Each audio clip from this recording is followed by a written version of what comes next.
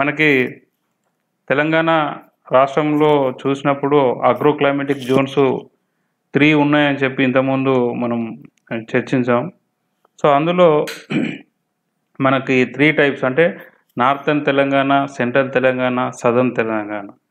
ఈ నార్థన్ తెలంగాణలో మనకి మేజర్‌గా రెడ్ సాయిల్ ఉంటుంది. అంటే తెలంగాణ అంతా రెడ్ సాయిలే ఉంది మేజర్‌గా.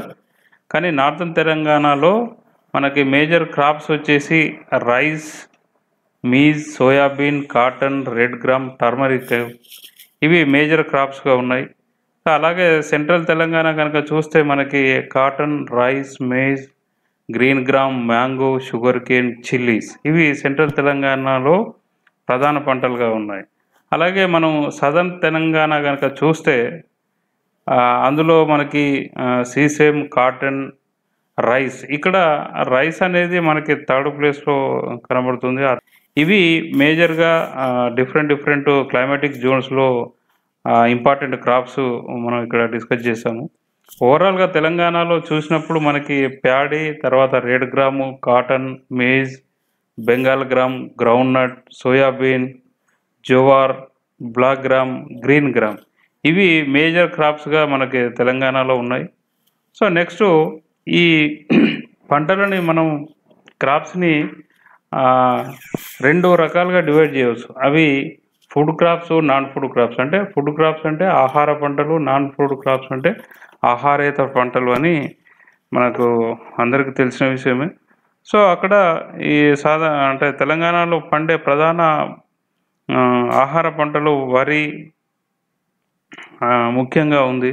ఆ తర్వాత ప్రధానంగా పండే పంటలు ఇంతకుముందు చెప్పుకున్నట్టు వరి, పత్తి, మొక్కజొన్న మరియు కంది. సో, ఆకుల్లో మనం ఇది స్టాటిస్టికల్ అబ్స్ట్రాక్ట్ 2021 నుంచి తీసుకున్నది.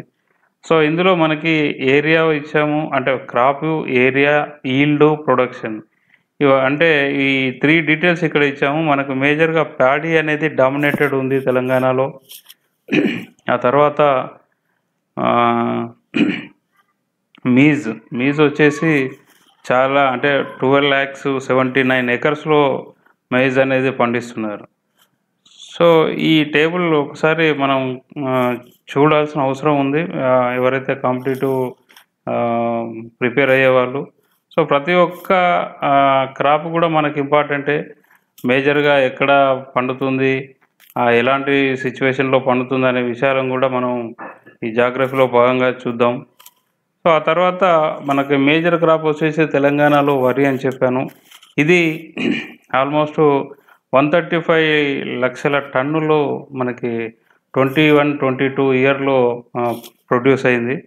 సో, ఈ వరి అనేది మనకి ప్రధానంగా 2 జిల్లాలలో అత్యధిక పండిస్తుంది.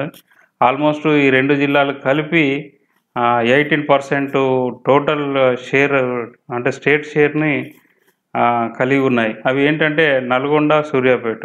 నల్గొండలో 9%, సూర్యాపేటలో 8.9% ఈ వరి అనేది ప్రొడ్యూస్ అవుతుంది ఆయా జిల్లాల నుంచి.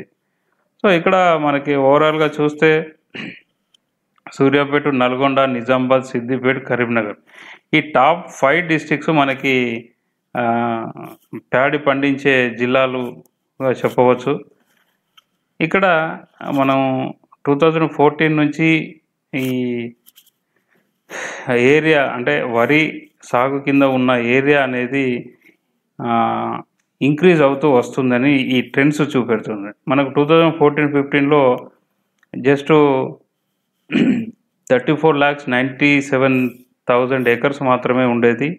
అది 2020-21కి వచ్చేసి 1 lakh కంటే ఎక్కువగా 1 crore కంటే ఎక్కువగా మనకి ఈ ప్యాడీ అనేది కవరేజ్ ఏరియాలో ఉంది. సో, తర్వాత మనకి 21 నుంచి 22కి చూసినప్పుడు అది 97 lakhsకి తగ్గింది. ఇక్కడ మనం ముఖ్యంగా చెప్పాల్సింది ఏంటంటే మనకి 2014లో రాష్ట్రం ఏర్పడ్డప్పుడు నీటి వసతులు అనేవి తక్కువ ఉండే. ఆ తర్వాత రాష్ట్ర ప్రభుత్వం మిషన్ కాకతీయ ప్రోగ్రాం కింద అలాగే కాళేశ్వరం లిఫ్ట్ ఇరిగేషన్ స్కీమ్స్ ఇట్లా అంటే ఇప్పుడు మనకి సౌదర్న్ సైడు కోయిలకొండ ప్రాజెక్ట్స్ అని రకరకాలుగా అయిన ప్రాజెక్టులతోటి తెలంగాణను సస్యశ్యామలం చేయడం వల్ల ఎక్కడ చూసినా వాటర్ అనేవి కనబడుతున్నాయి. సో ఇలాంటి పరిస్థితుల్లో మనకి రవి కవరేజ్ అనేది పెరుగుతూ వచ్చిందని చెప్పవచ్చు. ఈ గణాంకాలు కూడా అవే చెప్తున్నవి. సో నెక్స్ట్ మనం ఇంకొక ముఖ్యమైన పంటలు చూస్తే అవి చిరుధాన్యాలు అని చెప్పవచ్చు. ఈ చిరుధాన్యాల్లో జొన్నలు, సజ్జలు, మొక్కజొన్న, కంది, కొర్రలు ఇవి తెలంగాణలో దాదాపు 31 lakhs టన్స్ వరకు ప్రొడక్షన్ అనేది జరిగింది. సో 2014-15లో 23 lakhs టన్స్ అనేది ప్రొడ్యూస్ అయింది. అది 21-22కి వచ్చేసరికి ఆల్మోస్ట్ 31 lakhsకి రీచ్ అయింది. సో ఈ చిరుధాన్యాలు మనకి రాష్ట్రంలో అత్యధికంగా పండించే జిల్లాలు ఏంటివంటే కామారెడ్డి, నిర్మల్. ఇందులో ఈ 2 జిల్లాలు కూడా ఆల్మోస్ట్ 11% స్టేట్ షేర్ను కలిగి ఉన్నాయి. 11 + 11 22% షేరు ఇక్కడే కామారెడ్డి, నిర్మల్లో ఉంది. సో నెక్స్ట్ ఇంకొక పంటలు, ఆహార ధాన్యాల పంటలు అవి చూస్తే మనం తృణధాన్యాలు, చిరుధాన్యాలు, పప్పు ధాన్యాలు ఇవి 3 కలిపి చూస్తే 172.02 లక్షల ప్రొడక్షన్ అనేది జరిగింది.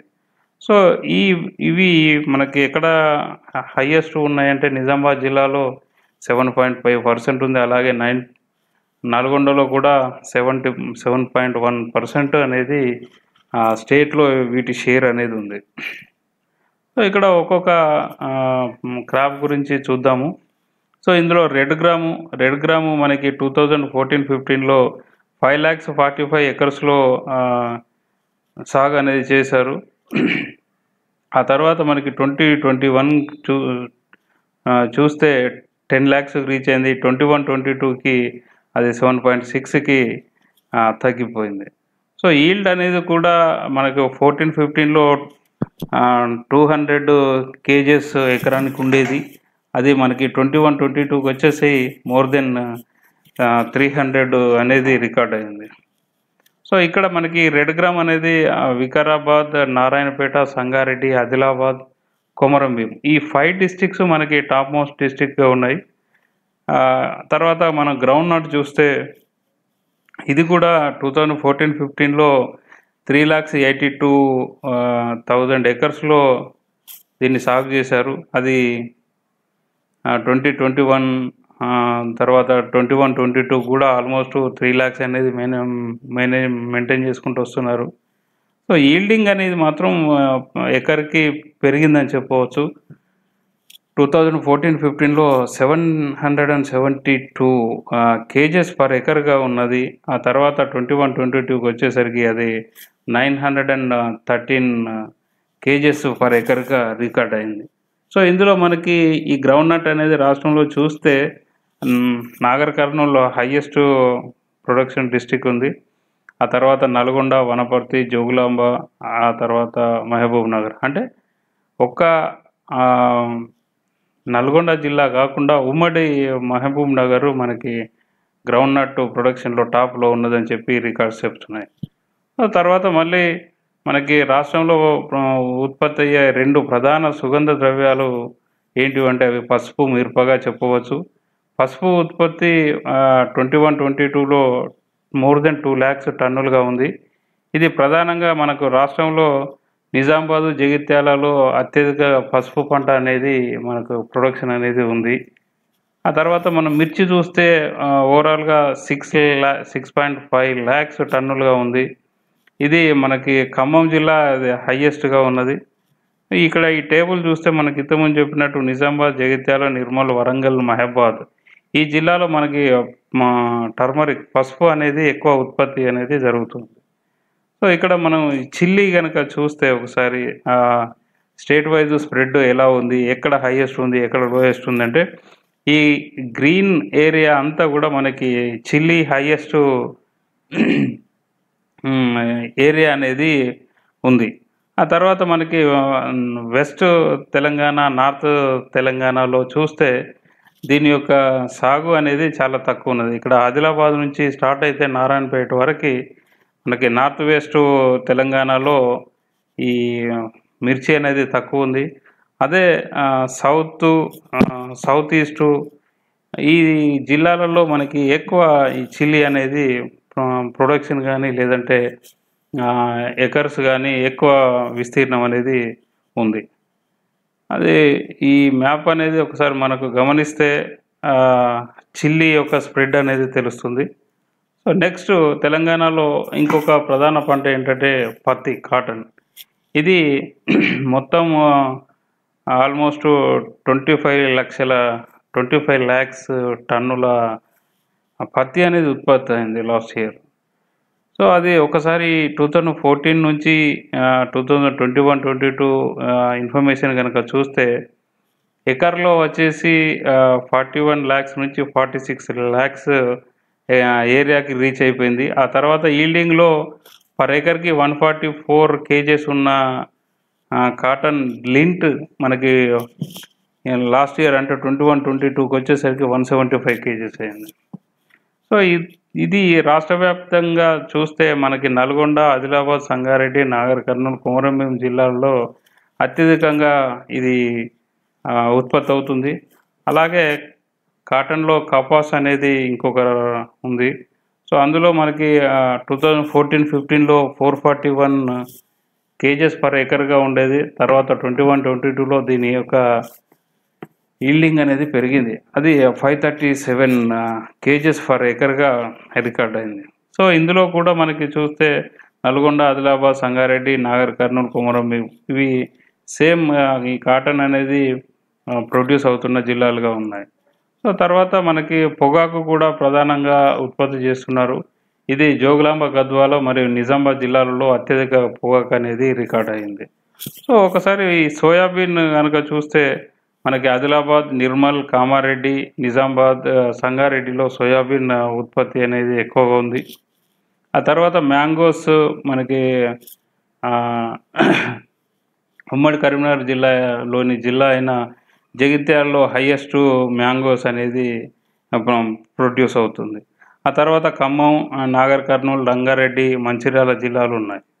సో ఫ్రెండ్స్, ఈ అంటే తెలంగాణలో ఉన్న ప్రధాన పంటలు ఆహార పంటలైనా ఆహారేతర పంటలైనా అవి ఏంటివి, అవి ఎక్కడ స్ప్రెడ్ ఎలా ఉన్నాయనే విషయాలను మనం ఇప్పటి వరకు చర్చించాం. ఈ కంటెంట్ కనుక నచ్చేది ఉంటే ప్లీజ్ లైక్ చేయండి, షేర్ చేయండి. మీకు ఏమన్నా డౌట్స్ కానీ లేదంటే ఇంకా క్లారిటీగా కావాలని చెప్పి అనిపిస్తే మీ సలహాలు, సూచనలు స్వీకరించడానికి నేను రెడీగా ఉన్నాను. నెక్స్ట్ ఇంకొక ఇంట్రెస్టింగ్ పాయింట్తో మేము ముందుంటాను. మీ doctor Anjaneyulu, Parupalli. Thank you.